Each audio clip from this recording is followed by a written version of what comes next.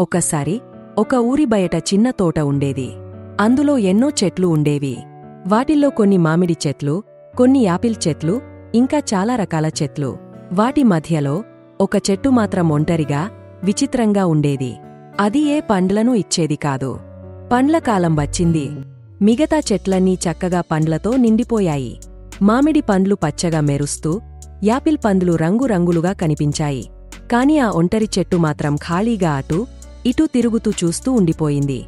ఒకరోజు కొంతమంది పిల్లలు తోటకు వచ్చారు. వాళ్లు పండ్ల కోసం చెట్ల చుట్టూ తిరిగారు. చెట్టు మాకు పండ్లు కావాలి అని అడిగారు. కాని చెట్టు ఒక్క మాట కూడా పలకలేదు. ఆ పక్కన ఉన్న చెట్లు ఒకదానితో ఒకటి మాట్లాడుకుంటూ నవ్వుకుంటున్నాయి. మన పండ్లను చూసి పిల్లలు ఎంత ఆనందపడుతున్నారు చూసావా అని మామిడి చెట్టు అంటోంది. ఆ మాటలు విన్న పండ్లు లేని చెట్టు దిగులుగా తల వంచుకుంది. రాత్రి అయ్యింది. ఆ చెట్టు ఒంటరిగా ఆలోచించుకుంటోంది. నేను ఎందుకు పండ్లు ఇవ్వలేను? నేను కూడా పిల్లలకు ఏదైనా ఆనందం ఇవ్వాలని ఉంది అని బాధగా అనుకుంది. మరుసటి రోజు కొన్ని గొర్రెలు ఆ చెట్టు దగ్గరకు వచ్చి దాని నీడలో విశ్రాంతి తీసుకున్నాయి. చెట్టు తన కొమ్మల్ని తగ్గించి గొర్రెలకు చల్లదనం ఇచ్చింది. చెట్టు మనసు కొంచెం సంతోషంగా మారింది. కొన్ని రోజుల తర్వాత ఒక చిన్న పిల్లాడు అక్కడికి వచ్చాడు. అతను చెట్టు దగ్గర కూర్చొని పుస్తకం చదువుతున్నాడు. చెట్టు అతన్ని చూసి ఆశ్చర్యపోయింది. అతను పండ్ల కోసం రాలేదంటే నిజంగా చెట్టుకి ఆనందంగా అనిపించింది.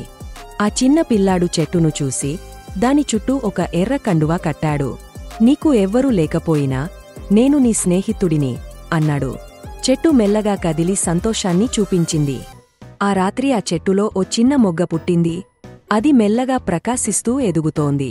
చెట్టుకు ఆశ్చర్యం వేసింది. ఇది నిజంగా జరుగుతోందా? కొన్ని రోజులకి ఆ మొగ్గ ఒక చిన్న పసుపు పండుగా మారింది.